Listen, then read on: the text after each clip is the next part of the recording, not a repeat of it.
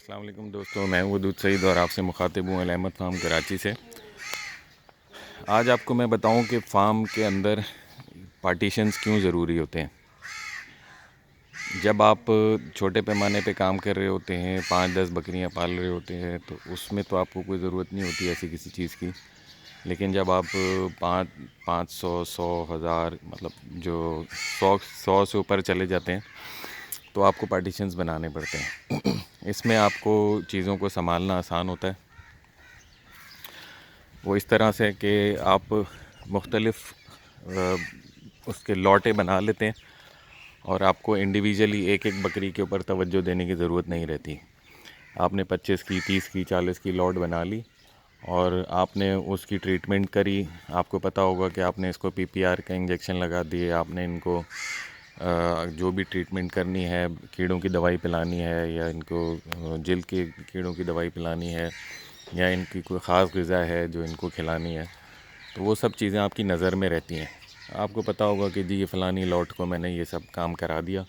अगले दिन आपने दूसरी लॉट के ऊपर वर्किंग करी, तीसरे दिन आपने तीसरी लॉट के ऊपर वर्किंग करी, तो आपकी पूरी वर्किंग कंप्लीट हो जाती है। 100 जानवर हों या 200 जानवर हों या इससे ज़्यादा हों, इसके अंदर जो है वो आपको आसानी बहुत सारी हैं। मिसाल के तौर पे हमने ये अपने यहाँ पे पोर्शंस बनाए हुए हैं। हमने गब्बन बकरियों के पोर्शन अलग बनाया हुआ है, हमने जो है वो आम बकरियों का पोर्शन अलग बनाया हुआ है, छोटे बच्चों के लिए पोर्शन अलग बनाए हुए हैं। और इसी तरह से जो 6 महीने से ऊपर हो जाते हैं या 4 महीने से ऊपर हो जाते हैं, उनका हमने पोर्शन अलग बनाया हुआ है। तो इन सब के पोर्शंस बनाने में हमें फ़ायदा ये है कि हम जैसे मिसाल के तौर पे मैं यहाँ पे 2 घंटे रोज़ाना आता हूँ फार्म पे, तो मुझे मेरी नज़र में चीज़ें रहती हैं और मैं मुलाज़मीन को जो काम बता के जाता हूँ तो मैं दूसरे दिन आके चेक कर लेता हूँ। अगर मुझे वैक्सीन करनी होती है तो मैं एक दिन में एक को कर लेता हूँ, दूसरे दिन दूसरी, तीसरे दिन तीसरी। इस तरह से ये सारे काम निमट जाते हैं। एक एक बकरी को संभालना, एक एक बकरी का नंबर चेक करना, ये थोड़े जानवरों में तो आसान होता है, ज़्यादा में मुश्किल हो जाती है। तो आपको फिर लॉटें बन जाती हैं आपके फार्म पे, 5 लॉटें हो गई, 6 लॉटें हो गई, तो आपको फिर आसानी होती है कि आप उसको संभाल लें आराम से। जो मेरे दोस्त फुल टाइम ये काम कर रहे हैं बकरियां पालने का, उनके लिए तो आसानी है कि वो एक दिन में पूरे फ्लॉक को लगा दें, वैक्सीन लगा दें या जो भी उन्होंने काम करना है पूरे फ्लॉक का कर लें।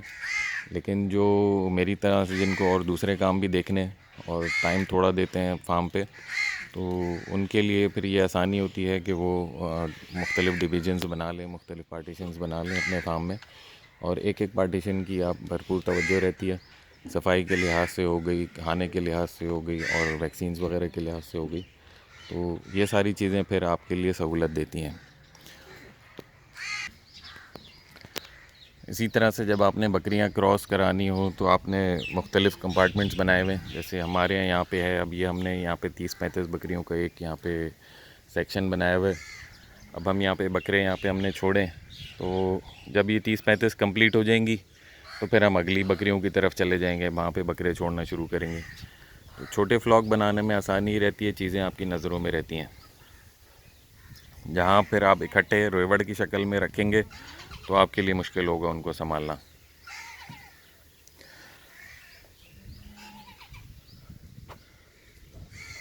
तो आज के लिए इतना ही।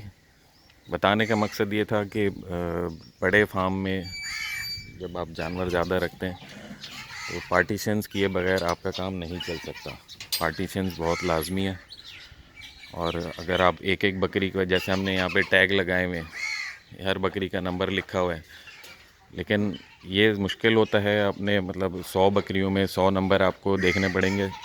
जबकि आप 25-25 की 4 लॉटें बना लेंगे तो आपको 25 को इकट्ठे एक ट्रीटमेंट करना आपके लिए ज़्यादा आसान होता है। ये आप देख सकते हैं, यहाँ पे हमने मुख्तलिफ़ कंपार्टमेंट्स इसीलिए बनाए हुए हैं।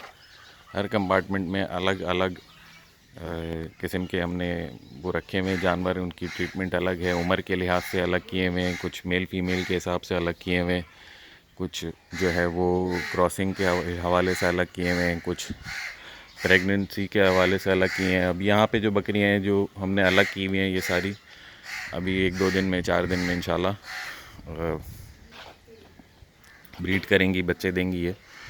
और फिर अब यहाँ पे जो अलग ये कंपार्टमेंट बनाया हुआ है, ये सारी बकरियाँ अभी क्रॉस करानी है हमने।